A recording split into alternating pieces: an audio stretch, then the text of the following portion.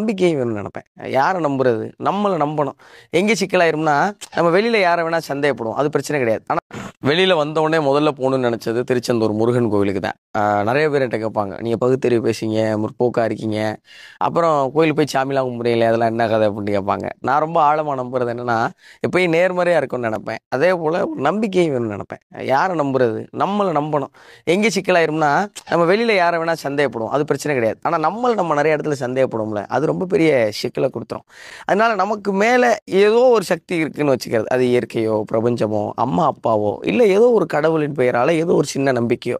அது இருக்கும்போது நம்ம இன்னும் ஊக்கமா இருக்க முடியும். ஒரு விஷயத்த ஆழமா நம்ப முடியும். நம்புறதால இன்னும் வேகமாவும், இன்னும் கடினமாவும் உழைக்க முடியும்னு நான் நம்புவேன். அதனால எல்லாருமே ஏதோ ஒரு நம்பிக்கைய வச்சுக்கோங்க. அது மறுபடியும் சொல்றேன். அது இயற்கையா இருக்கலாம், பிரபஞ்சமா இருக்கலாம், அம்மா, அப்பாவா இருக்கலாம், அல்லது ஏதோ ஒரு கடவுளா இருக்கலாம். இதுல மதம், மத்த எதுவுமே கணக்கு கிடையாது. ஒரே ஒரு விஷயம் தான். என்னன்னா, நம்ம ஆழமா நம்பணும். இல்லங்க இந்த புற விஷயங்கள் எதுவுமே இல்லாம என்னால நம்ப முடியும் அப்படின்னா, உங்கள மாரி வலிமையான ஆள் யாரும் கிடையாதுங்கிறது 100% உண்ம.